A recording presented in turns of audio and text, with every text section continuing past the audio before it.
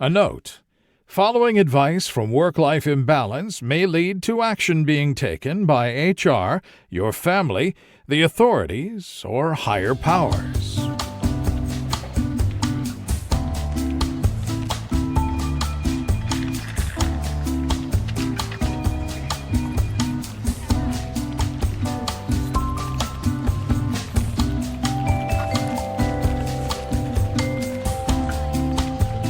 Welcome to Work-Life Imbalance, an advice show focusing on workplace and lifestyle issues. Any resemblance to actual advice, living or dead, or actual wisdom is purely coincidental. I'm your cantankerous candidate, Frank Eastman. And I'm your lovable office companion, Derek Lewis. Our weekly agenda includes addressing some audience questions and taking on a few issues from the internet.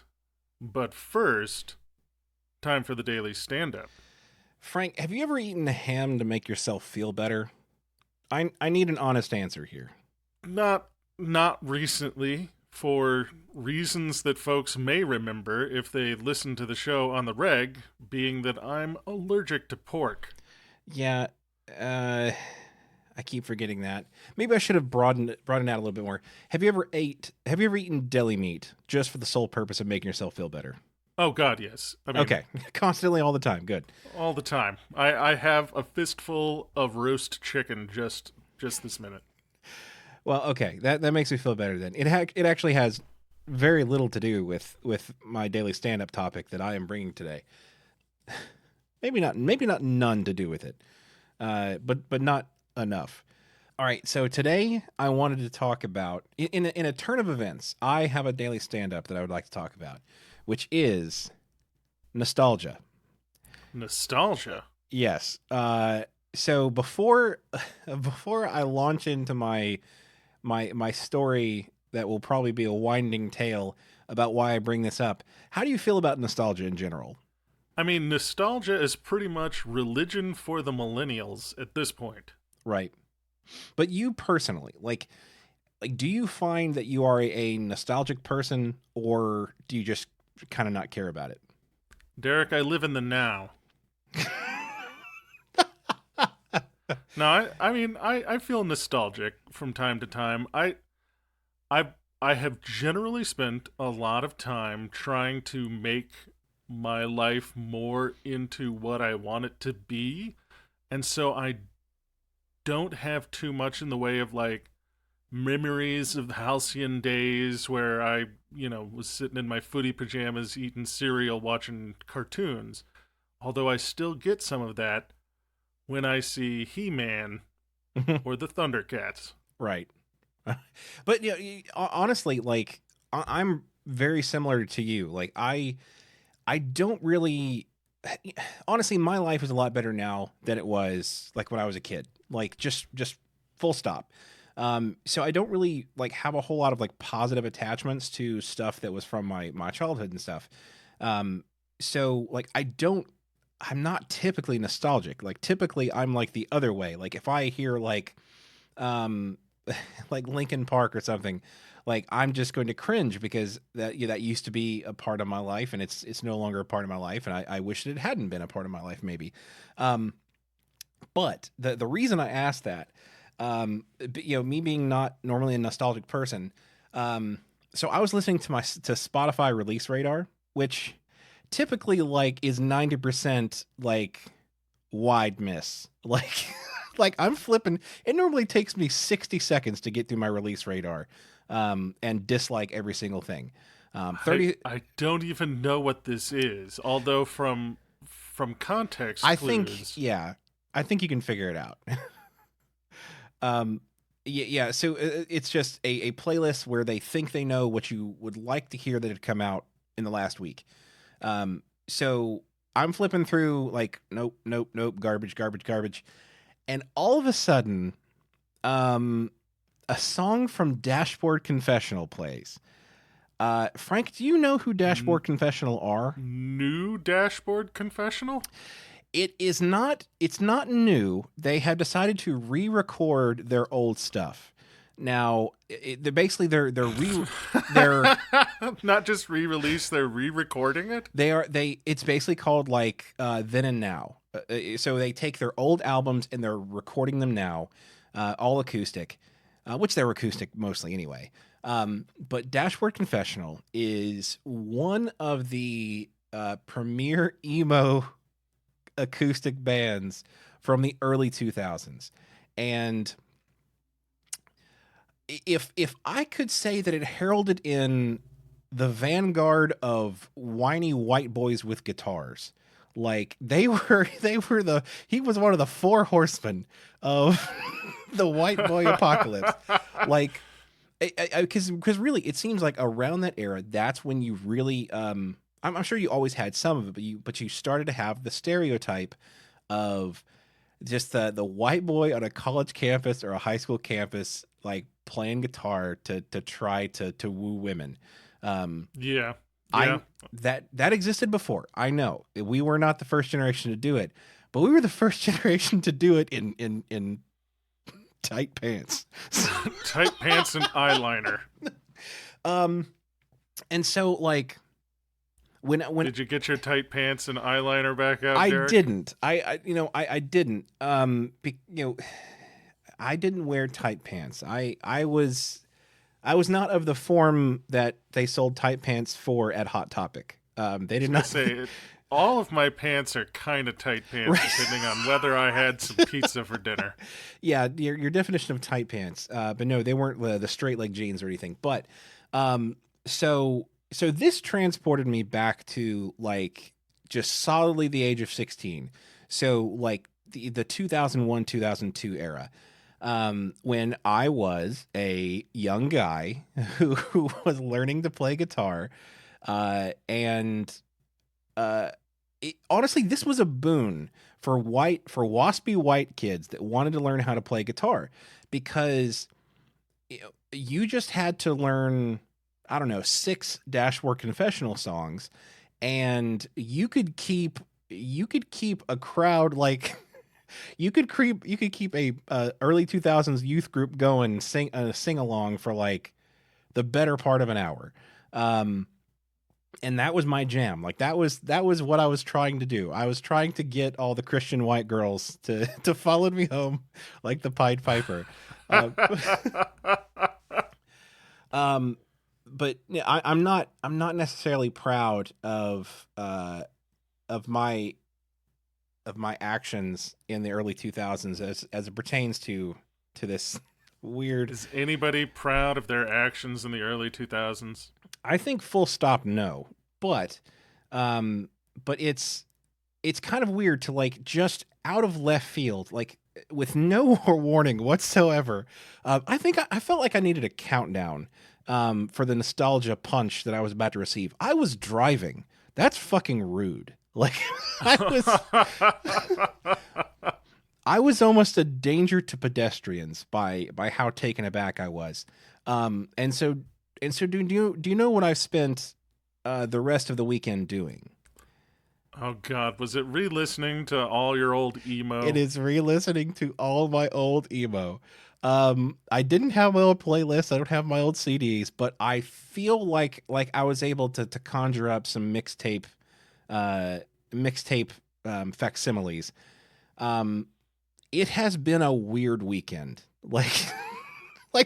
And I shit you not. Like earlier today, I was concerned that I wouldn't be able to record because my voice was so like torn up from singing at the top of my lungs.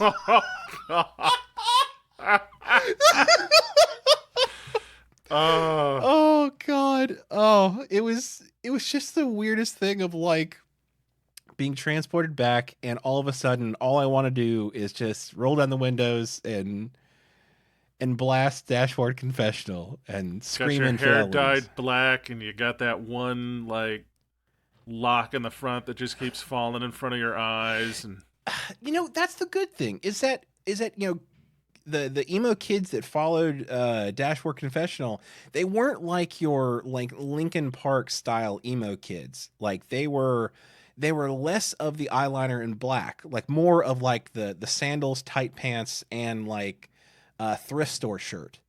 So Ah, yeah, so you didn't really have to like conform all that much. It was a very low effort subgroup, which is just right up my alley. I So like my alternative subgroups to have a nice, conformist identity. a uniform. Yeah. Oh, but no, how did you feel about, because you were, I mean, how old were you in 2001? So like in your early 20s, something like that. Yeah, I was in my 20s at that point, and How did you feel about dashboard confessional people? I think it could be summed up with, oh god.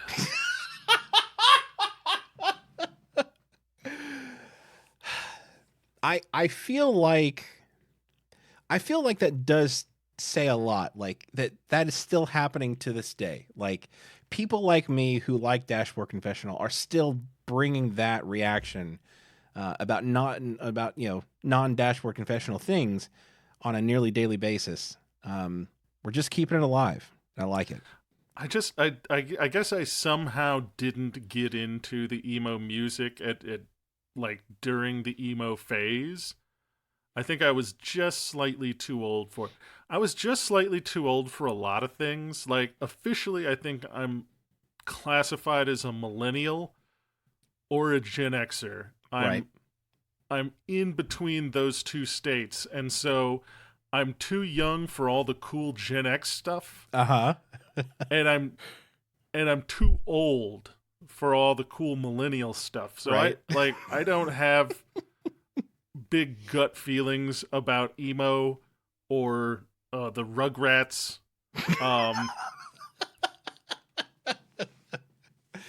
There are there are very few things from Nickelodeon that I'm like, oh man. and I can't say that I'm disappointed for you, because for the most part, like that stuff doesn't do it for me. But like, so not to be too telling, but like you have described yourself as having a fairly strong either goth phase or goth streak. Was that purely a fashion thing, or was that a musical lifestyle as well? I mean, it was music as well. Some of the later in stuff, I mean, Like Depeche Mode?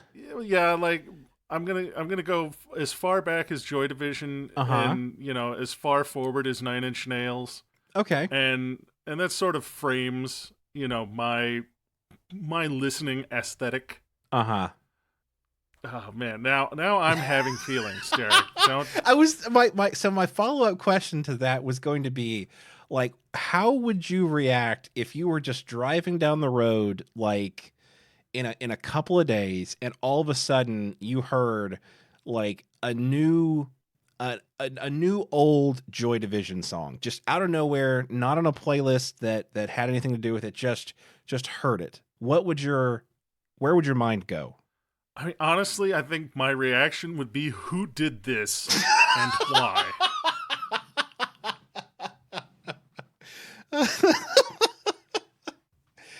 I mean, like most things, I think that anything that came out of the late 90s and early 2000s, they're best left there.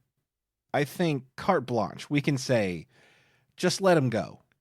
Yeah, and I'm sort of mid to late 80s, early 90s. Those are the things that I remember, but I'm also of that strange age that those things feel contemporary to me. Right. Like I still listen to Nine Inch Nails on a fairly regular basis, unironically.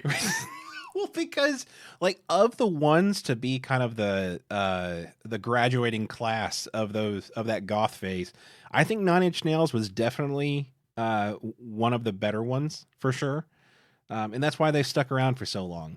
I mean, I can't remember what song it was, but they had a song that they wrote for like, I think the Lego Movie or something. It may not even be the Lego Movie, but it's something like the Lego Movie. Like, so Nine Inch Nails is creating What? songs for like mainstream like children's programming. Oh, I'm sure. Oh God. Oh, I mean, is it what you die a villain or die a hero or live long enough to see or to become a villain or something? Same thing Yeah. happens with the things you like. Either you die while they're still cool, or you live long enough to see them become a complete farce. Well, I mean, at the end of the day, I saw Tool on my birthday, and they still rock the fuck out. So, want to take an audience question? Let's do it. Guys, what's the etiquette for after-work happy hour get-together? Don't. I'm not much of a drinker, and my commute is pretty gnarly as it is, but every week my company hosts a round of drinks at a local bar for my team, and it really feels like I'm expected to attend. Is there any way out of this without seeming like a dweeb? From Sober in Schenectady. I think that's Schenectady. Schenectady. Hence why it was alliterative. Ah, Sober in Schenectady. Ah, that makes much more sense there. Sober in Schenectady. Yeah, Sober Schenectady. I didn't come on here to make fun of you, Frank. I'm sorry. On the other hand, I will also not make fun of this person because I'm afraid they are me. Are you a teetotaler, Derek? No, I'm not a teetotaler. I mean, frankly, there are way more fun things to do than alcohol. And you know, it's rolling around the United States of being more legal. So maybe eventually we'll have some fun around here in these parts. I know you're in good shape now because you're in Seattle now. But around here it's no. But I don't know what the appeal of going. No, okay, I take it back. I do know the appeal of going to a bar after work. That's for single people who like don't get enough social interaction and they want a little more. Do we get enough social interaction, Derek? I think I would argue on that front. Fuck that. I get plenty. I get all I need. That's the thing. The threshold for people is different. Some people require lots of social interaction. Me, 10 minutes a day, I hit my quota. I'm full good. up? Full up. Especially work stuff. Like, we all know the kind of person that I am. And that kind of person is also the kind of person that's like, I've had to spend all day with all of you. Uh-huh. Now is my time to go away. Especially on like work trips where Oh yeah, I remember when we had to travel a lot. Right. A couple of jobs back at this point, and we traveled a lot together, and that was good. That was a good time. It was a good thing that you had a friend in me. right. Because otherwise that got so agonizing because it was all day with those people, and then the only thing that you had to do was either hide in a room or go out with those people. Like there was no one else. Right. And that's the thing. Like and I'm with you too. Like as much as I like you and most of the people that I worked with, like once I'm locked in forcibly in a room with any group of people for the better part of 9 hours, like one more sentence from anybody and they're getting the punch to the jugular. Like we are quickly approaching the point at which Derek has had too much social interaction. I mean, we were all staying in the same hotel, a hotel that had a restaurant on the first floor. Uh-huh. And it was a hard fucking emotional ask for me to go from my room to the hotel restaurant. I mean, okay, we probably had, 4 or 5 of those trips together where it was all week. And, like, how many times did we leave the hotel to go to a restaurant? Like, maybe once per trip? Yeah, I think once or twice per trip was about it. Like the rest of the time, like we would begrudgingly text each other. It's like, hey, delivery's not going anymore. Do you want to go downstairs and get some food? And I could hear the fine from over the text. That was That was the invisible sound of me realizing I have to find my fucking shoes. like whenever you're texting somebody, it's the dot dot dot of them starting to reply, then it goes silent, and then it comes back, and they're like, "Okay, that sounds good." They had that moment of like, "Oh God damn it!" It was so. No, it doesn't, you liar. I'm sorry to be the person to blow the lid off the whole thing, but that's what it means.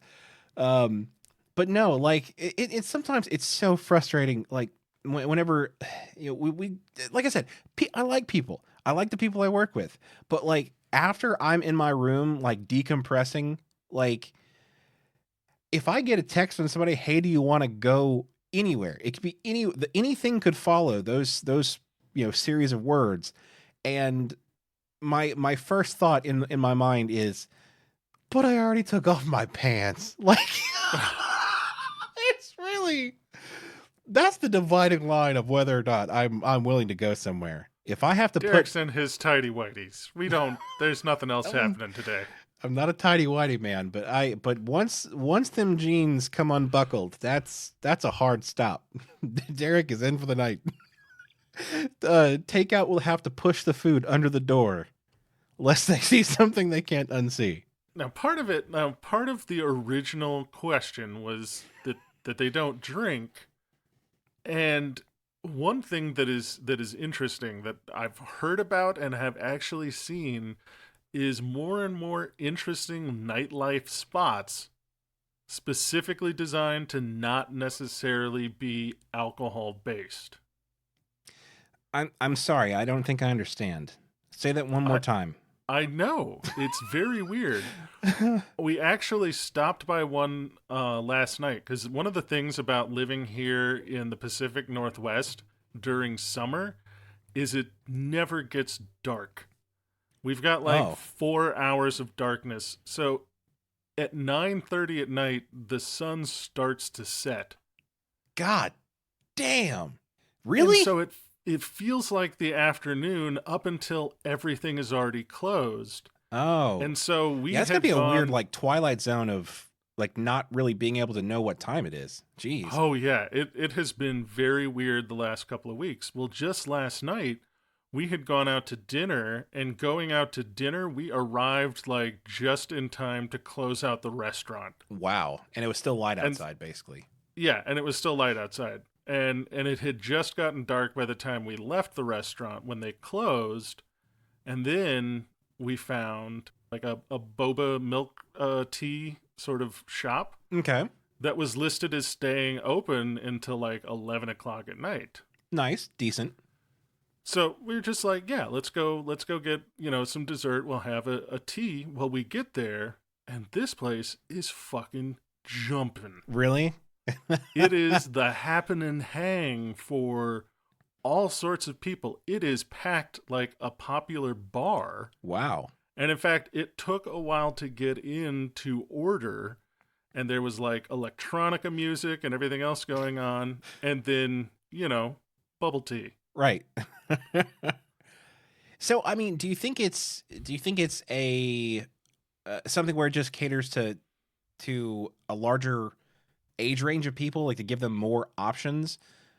Or do you think it's just like bars are too noisy and dark, let's go somewhere where we can have the electronica drown our awkwardness? I don't know. I mean, it seemed it had like the same feel as a bar. So it was kind of darker, and it was kind of, there was music, the doors were open, there were people all over the place sort of just hanging out, like chilling outside by their cars and stuff.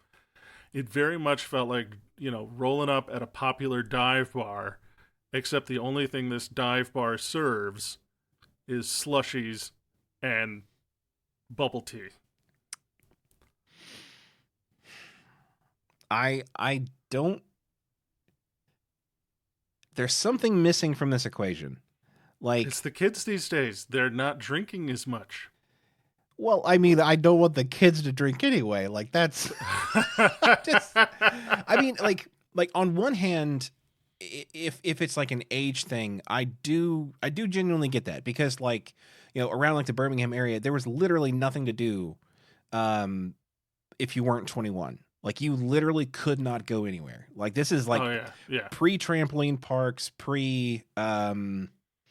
ice cream parlors. Like I guess I had ice cream, but not like the trendy places. Right. Pre go-karts, like pre anything that catered to anything but people that want to get drunk. Like so I get it. Like it's appealing, but at the same time, like do you think people are starting to pop up more of those because of a necessity, or do you think it's the other way around? Like the bunch of them opening up is leading to more people going to them instead of bars.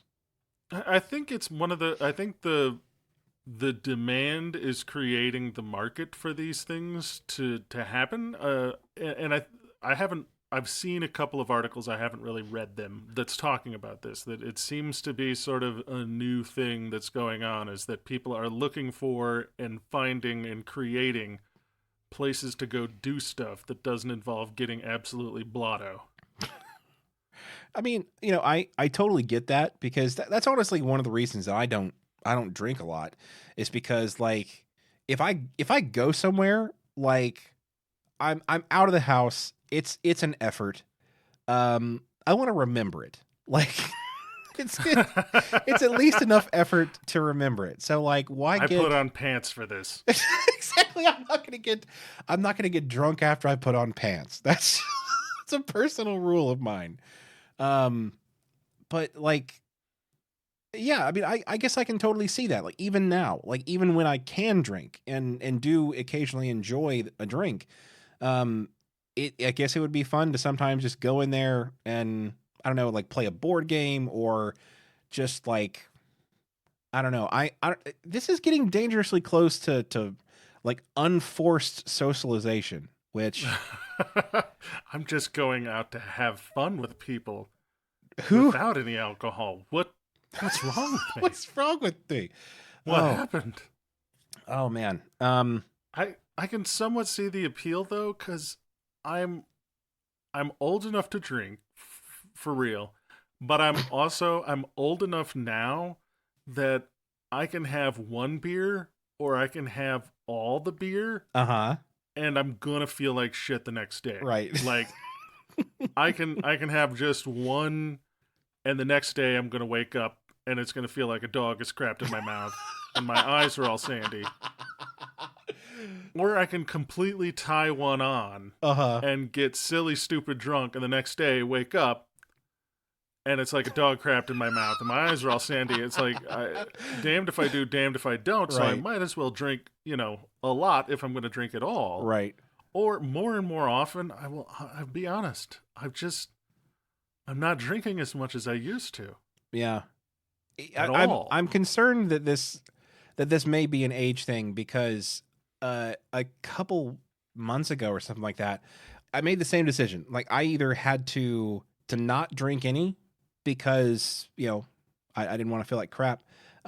Or I had to decide to cancel my plans for the next day. Like, and if I have to cancel my plans, then it's going to get wild. So that's why it doesn't ever get wild because I don't know. As much as I talk about canceling plans, I'm really not making a strong case for any of this. So I think the way out of this without seeming like a dweeb is you suggest everybody goes to a late night boba bar. Sure, give it a shot. Is that not going to do the thing, Derek? I'm just like playing the tape out inside of my head about this. A group of men in their mid 30s are deciding where to go, and one of them says, "Hey, there's a new trendy Japanese boba tea place. Why don't we go and get some tapioca pearls?" I'm not sure that would go well. Like maybe people are more down for whatever nowadays, but like I just don't see that going well. Well, if it doesn't go well, then you're freed from having to go to the happy hour. Oh, so whether they follow you or not is irrelevant. Either way. Exactly. Oh, Well, then it's a So perfect you plan. don't have to drink. Yeah. See, I may be using this as the nuclear get out of jail free card. People may think I'm a weeaboo. At least I don't have to talk to people. Think, Derek. Fuck off, Frank. Want to hit an issue from the internet? Yes, let us do that. All right. I'm gonna apologize for this one ahead of time because this one's a mess, and I tried to clean it up, but I didn't do a good job. But I couldn't not read it, so we just gonna do it. Hit me. All right. This question is entitled, "How do I respond when someone answers yes when I ask would anyone like the last item?" By Ethan Field. Monsters. I mean, I'm not saying I get it, but like, I get it. So today at work, we had a tray of donuts. My colleague called out to the office, "I'm going to have the last one unless anyone else would like it." At this point, I realized that I don't think I've ever heard anyone respond saying that they would like the last thing, and neither had any of my colleagues, which made me curious about how you would actually respond to that. In the UK, it is fairly common to ask a question, and there's a lot of like OUs and stuff like that, like Kalur and whatnot here. So I do believe this person is from the UK. Foreigners. Yes, foreigners. Damn, they're invading us again. It's fairly common to ask a question like, "I'm going to eat the last thing unless anybody wants it." Such questions are a common way of declaring to people that you would, in fact, like the last thing that you're offering to others. So it's a bit strange when someone would reply yes. I don't know how to respond when someone would do that. If I were to ask a question like the one above, and someone were to say that they wanted that last thing, what's the best way to respond? I mean, the only way you can respond Lick it, right? is to lick it. Yeah. Sorry, I didn't mean to derail, but I feel that I was hoping I was reading your mind that you were going to say lick it. You can't do that. Like, you can't. Okay. When someone said, not the lick part, when someone says, "I'm going to eat the last one unless somebody wants it," you can't say, "I want it." No. It's illegal. There are laws. There are laws. People have been executed for less. And I've known people that would be that person. That if you asked, would anyone like the last thing, in their mind it's like, oh, well, they're clearly offering this thing, I'm going to take it. And that's why I don't associate with those people. Like, this is honestly a litmus test to see who is a sociopath and who's a normal fucking person. Like, you have to be dense as fuck, like dense as a dying dwarf star to think that somebody is actually offering it. They're being kind. They're just being polite. Giving one This last... is a Voight-Kampff test. If you say, "Yes, I'd like it," a Blade Runner comes in and executes you for being a replicant. Oh, okay. So have you ever been in that situation and somebody actually responded yes? No. And I think the only way to respond to that monster, that terrible person, is to double down and say, "I guess you're going to be sad then," and then eat it.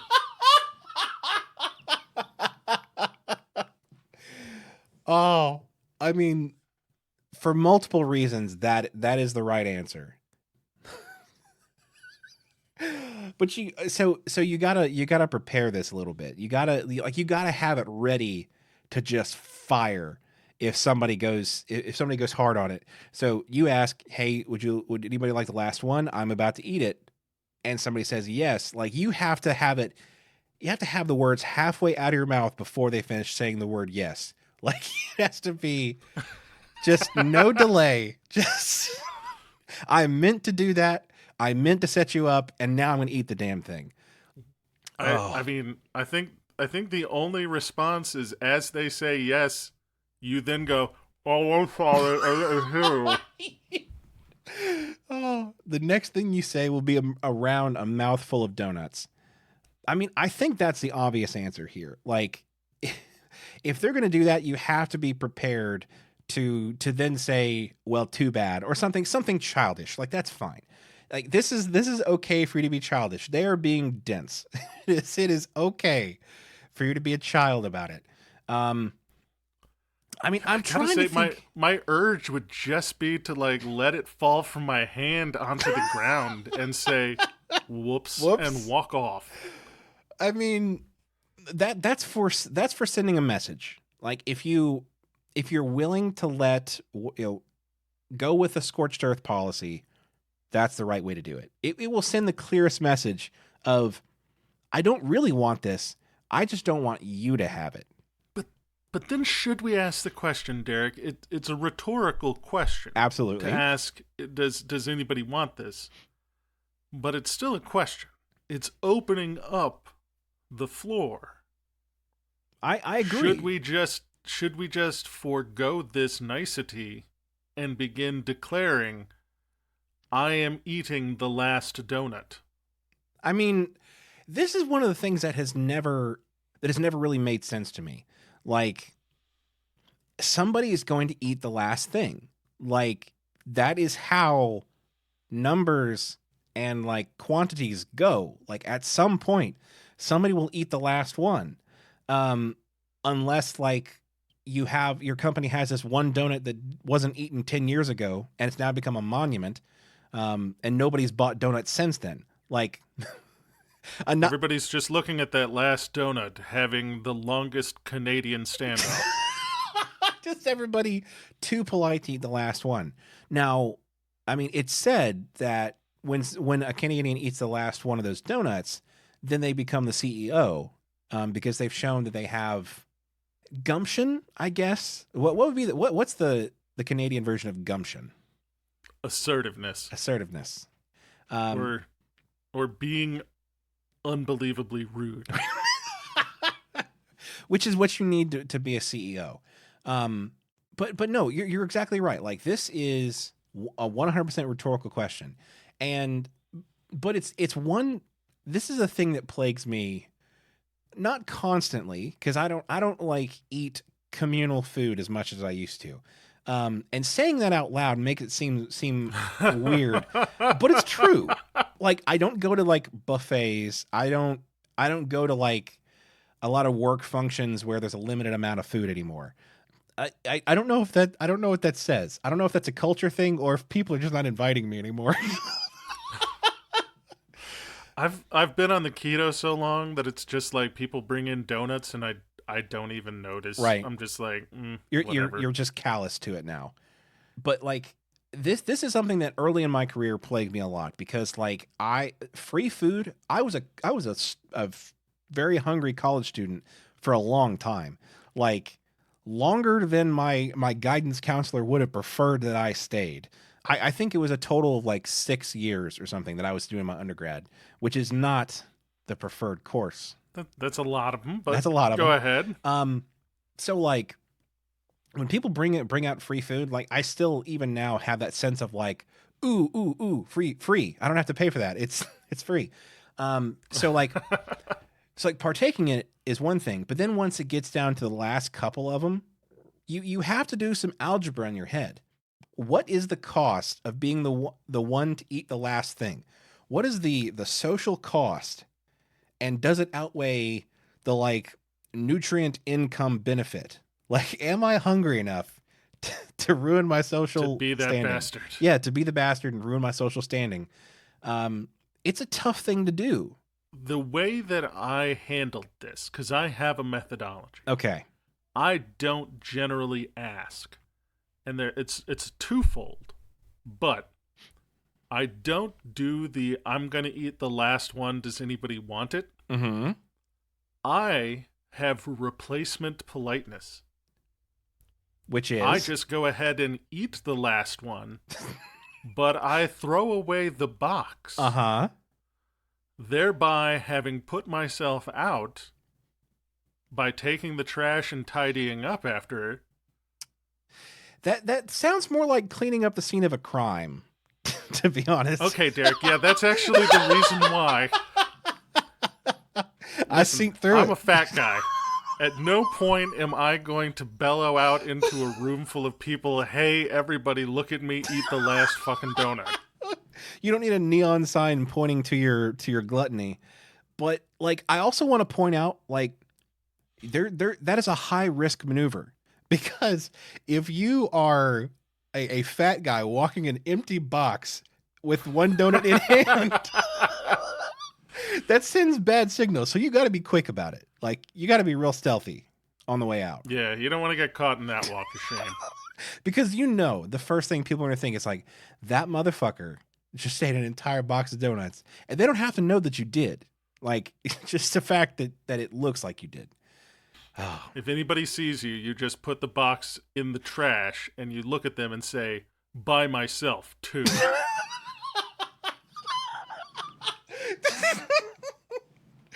Oh God, just challenge them until they run away at the sheer power of your appetite. All right, you want to get to a question from the audience? Hey, business buddies. I've been hitting the pavement for a job for a while now. Yeah, business buddies. It's a divergence, but there we are. I'm not sure I like it. I don't mean to derail, and I don't want to look like we are ungrateful, but we need to like narrow it down to like 6 things. And business buddies, it sounds like an infomercial product. Like you would sell that on QVC, I feel. Yeah, that's something that you have at your desk. Right. The business buddy. Business buddy. It holds pins, which, I mean, yes. It holds pins and it holds off-brand Post-it notes. Right. Postums. And it's $9.99 right. plus shipping and handling. So it's $155. Anyway, continue. I'm sorry. I've been hitting the pavement for a job for a while now, and I think something perfect just kind of fell in my lap. Hooray! Thing is, I have interviews scheduled through the end of the week. Is it better to cancel them and not waste their time, or is it rude to be all like, nah, I don't want your shitto job anymore? From Badette to Cut in Connecticut. My first instinct is, do the interviews involve like a lunch meeting? Because if they involve a lunch meeting, then you're fine to go and mooch, and then politely get that free lunch. Get that free lunch. Okay. Because they know, like, even if you were like unqualified and like not a good fit for the job, had lied all over your resume, once you've placed the order at the place, like, that's a sunk cost. Sunk cost. I think if that's the case, they know what they're getting into. If it is just you have to drive across town to go and talk to these strange people that you have no intention of working with, then I think you cancel. I think so. Is it saving you time, or is it saving them time? Half a dozen one way, 6 the other. You can be magnanimous about it if you want to, but once again, it's that I don't want to put on pants. Like, everything boils down to like not just whether or not I have to put on pants, and B, what kind of pants do I have to put on? If we're putting on gym shorts, I'm pretty lax about it. We can go anywhere you want. But if I got to put on nice pants, I'm going to be real particular about where I'm going and how long I'm going to be there. I can iron this dress shirt, or I can burn this bridge. Don't you make me fucking choose, Frankie. Man. Oh, if I had a nickel for every one of those I had to make. Oh, boy. Whew. Dress clothes burn a lot of bridges. Is it rude? Like, I guess, is it rude to cancel an interview? I mean, in my opinion, not really. Like, it's not going to be fun. Like, hey, I know I said I'd give you a shot to talk to me, but like, JK, like that, it's not going to be fun. But like, and they're probably going to like counter with it, be like, oh, well, like, just tell me how much they were, that offer was, and maybe we can match it. Like, see, that's kind of where I was at as Yeah. well, because that was my first thought was, I getting out of the interview feels like it would probably create more social anxiety right. than just going to the interview knowing that you're not going to take the job, because they're going to want to do so. They're going to want to be like, is there some way that we can fix this? Because they might think that you're trying to play hardball. Right. And the worst thing that can come from that is that they offer you a lot of money. That is. Because if they offer you a lot of money and it actually turns out to be something good, then you have to like mega disappoint somebody else. Like, that's all kinds of social conflict. Okay, so what we're saying is you should never go to interviews or accept any interviews ever. Don't work. You should just stay in your house. stay in your house. Never leave. And that way you never have to put on pants. Just never leave, never put on pants. You know this is the best way. You know how feminists are all about burning bras? I'm all about burning pants. But typically there's some sort of like pizza related incident before that. So I'm not going to call it. It's currently June and it's currently Pride here. So I think you could do okay burning pants, Derek. But no, I mean, this is a bad situation. And I've been in this spot before. Like, honestly, I haven't too many times. And here's the exact reason I have not been in the situation where I've taken a job and had to turn other people down.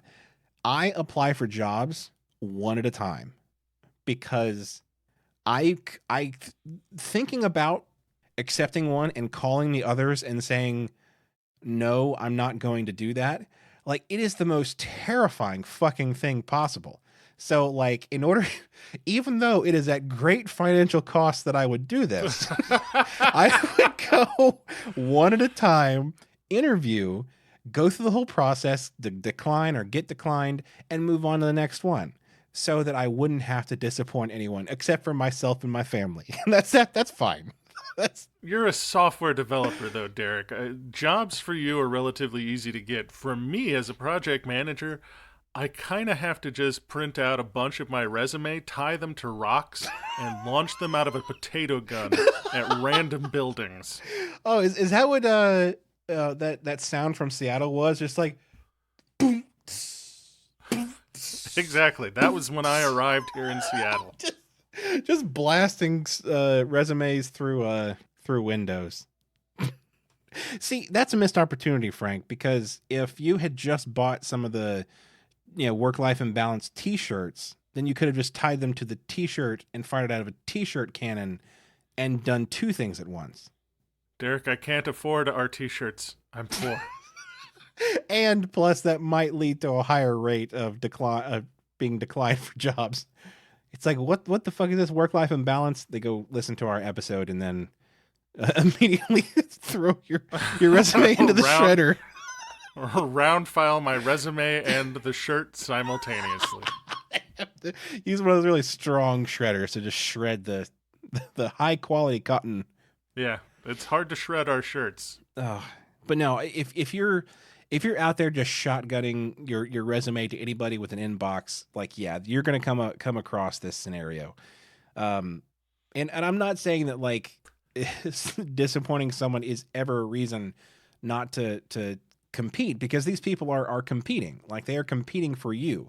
If you're in a market where there are basically more seats than butts to put in those seats, that's my favorite phrase for describing like kind of a seller's market for jobs, but it's a really weird phrase whenever I say it without context. If there's more seats than butts, like, indeed. If you have the power in that relationship, then yeah, you are definitely going to be able to ask your price. But there's going to be a lot of like, hey, I know I sounded like I was good with it on the phone, but like, sorry, I'm gone. Honestly, it feels like buying a car. That's what it feels like. That's why I had such a fucking hard time buying a car, because that's what it feels like. Because you talk to multiple dealerships, you are basically going to them separately, pitting them against each other, and then once you decide on the one that you want, you have to go and tell these other like very aggressive people that you don't want to talk to them anymore. That's hard. I think I just in this moment discovered a new use for delegator. What is that? You need to hire somebody else to go tell people the bad news. Oh my God. I need that so bad. Like, oh. For me, I think I'm a paranoid, so I know for a fact that if I were to be like, haha, fucko, I don't need your job anymore, then literally the moment I got done with that phone call, the other job would call back to say, actually, nah. And then I'd be like, so you may have gotten a call from my twin brother who sounds exactly like me and is trying to sabotage my career. My brother, Hank Eastman, he's a bastard. He's a bad man who says not nice things. Not at all like me. Says terrible things, especially to my potential employers. Oh, no. So essentially, are you the type of person that would go to each and every one of those interviews and then basically not decline any of them until you are physically starting your first day of work at one of them? Oh yeah, I'm not a very trusting person. Right. I like if I won the lottery, I would have the millions of dollars physically in my hand, and I'd be looking around going, all right, it's one of those, you sure? it's one of those secret video shows, or what's going on here? So celebrating the lottery win with you would not be very exciting until like 5 years down the road when you're finally sure they're not going to come and take the money. Then you're like, huzzah. Exactly. Then I buy a yacht. and sail away. I don't even like the water. It's just a status symbol. Oh, I could get behind the yacht life. If I had no responsibilities back at home, or I took all my responsibilities, like my wife and my dog, with me. Wait, that responsibility is a wrong word. The things that I care most about. How about that? It's a much less life endangering way of saying that. Wait, they don't serve McDonald's on the sea, do they? No. No, I don't think they do. Okay, cancel the yacht trip. We're staying home. All right, you want to get to a question from the internet? Excuse me. No, no, not that. Fuck. Derek, you son of a bitch. An issue from the internet. I'm so fucked from all these conflict questions. Oh. Your social anxiety has grown too large. My social anxiety has grown 3 sizes this day. All right. Issue from the internet. Issue from the internet. This was entitled, "Found a Lost Wallet in the Street. The owner has someone else's credit card and their names seem completely unrelated." By Extension 1. So, I found a wallet dropped on the street today. It was pretty late, and the police stations are a far walk, so I decided I would deal with it tomorrow. So both a good Samaritan and a procrastinator. So good. Not a good Samaritan. An okay Samaritan. An acceptable Samaritan. I Facebook stalked the owner to arrange a, in parentheses, safe meetup in a public space, but then realized they actually had a credit card that looked like it didn't belong to them at all. The person on the card also seemed unrelated to them. Wasn't either of their parents, judging from Facebook. Once again with the Facebook stalking. Multiple layers of faux pas here, but that's fine. I cross-checked the name on the card with their Facebook friends, goddamn, and other people with the name in the area. found a result for another person in the area with the same name, but they don't seem to know the owner of the wallet. I don't know if they called or if they just like making more wild ass guesses, but whatever. I'm kind of lost on what to do now. On the one hand, they seem like a fairly normal college student and the rest of the cards belong to them. On the other, if they are a thief, I don't want to hand the other person's belongings back to them. Is this concerning enough that I should just hand the wallet to the police and not contact the owner? Or are there other possible explanations for this? I mean, we'll say You've discovered someone with two identities. They're in witness protection. that was my question. Is under what circumstance? Are they under witness protection and really bad at it? Or do they actually have like two fully fledged, like multiple personalities, and each of them has their own means of applying for credit cards? I like that one better. It's definitely a less mob related one, like mob That's crime. true. I mean, my only question, being the worrier that I am, is like how do you keep the credit scores separate? Like, I'm just thinking mechanics here. Like, Well, obviously, Derek, you need another social security number, and the only way to get another social security number is murder. or to be born twice, I guess. Or to be born twice. And Yes, not in the religious sense. Like, that's not going to get you a second social security card. Damn it. I was contemplating joining up to one of them churches if I could get myself a new credit score. Because I have completely fucked mine. The only thing that will save my credit score is Jesus.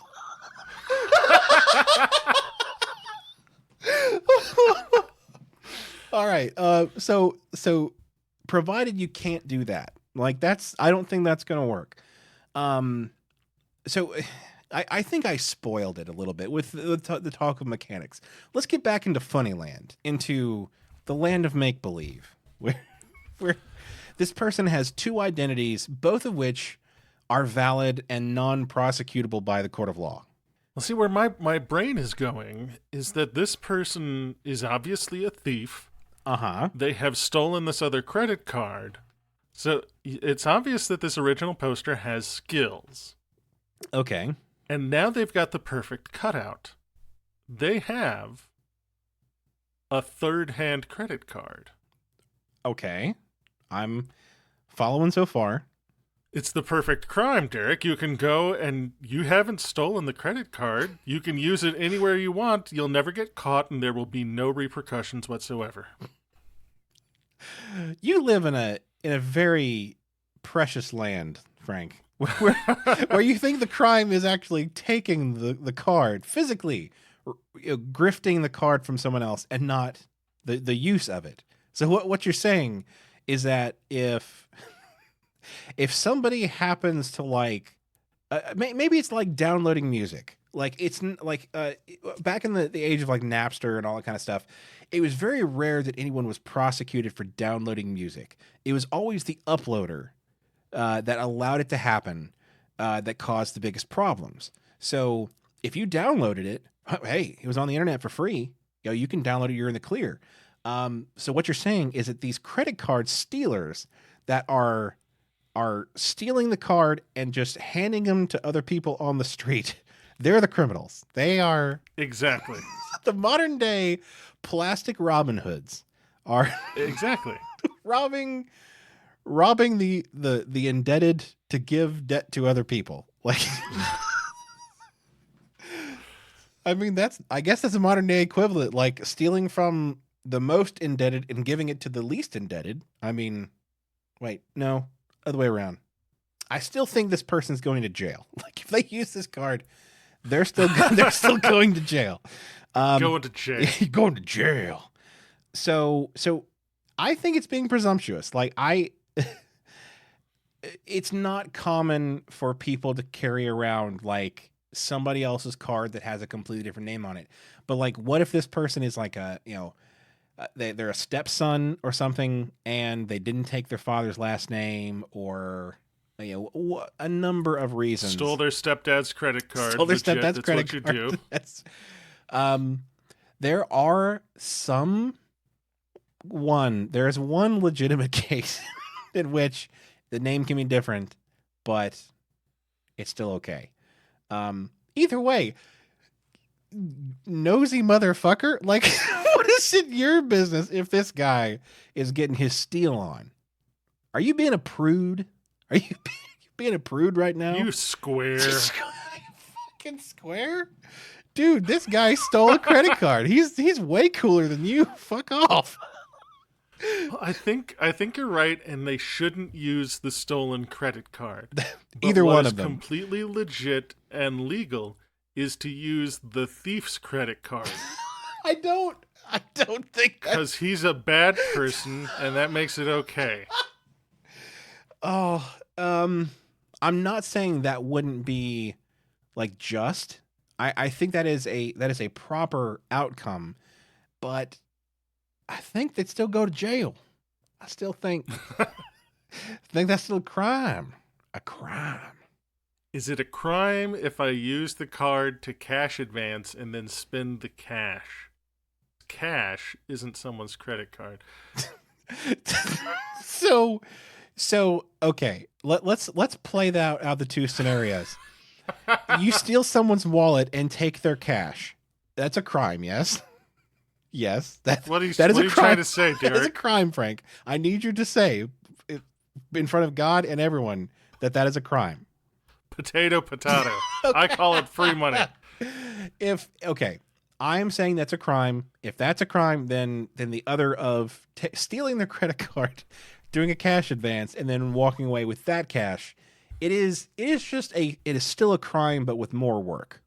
It is no longer a low-hanging fruit crime, which is even worse. Like, it shows even more intent. Like, if you mug somebody, I just wanted their wallet, but I got their $400 in cash, so that was just a perk. So what I'm hearing, Derek, is that you're a fucking square. I have been called that in the past. I probably was called that this week.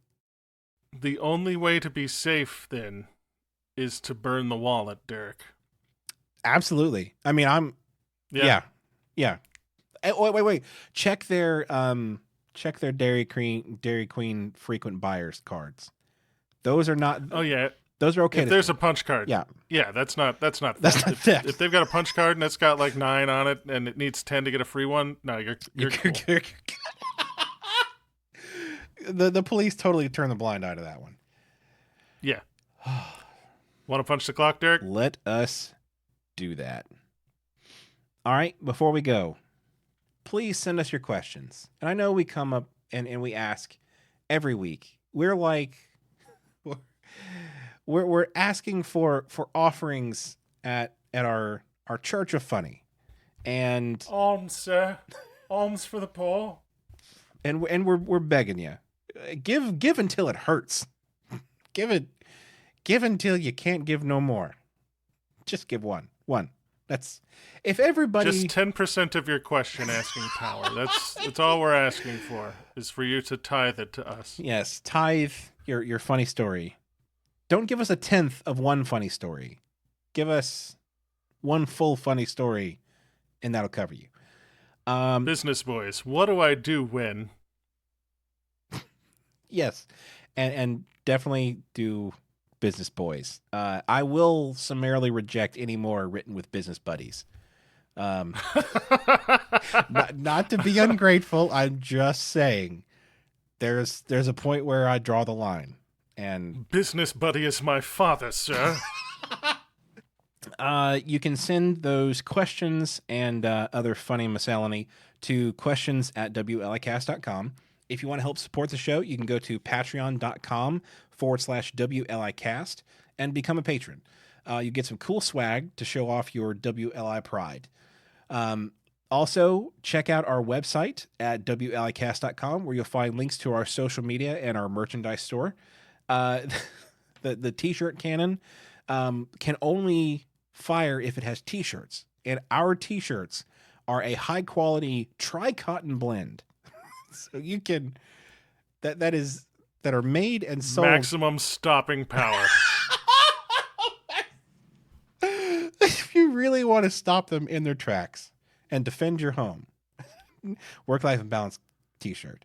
And there is nothing better for growing our audience than word of mouth. So that means if you like the show, share us with the people you know and tell them all about us.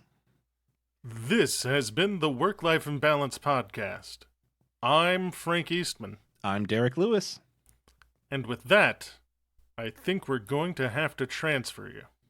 You know, I'm surprised with all your questionable gray areas and misunderstandings of the law that you've not been taken to the Who's Cow before now. I think it's like they got to figure out what the cost benefit analysis is. Yeah, Frank stole a car, but he can throw it at us if he wants to. We're gonna need a bigger tree.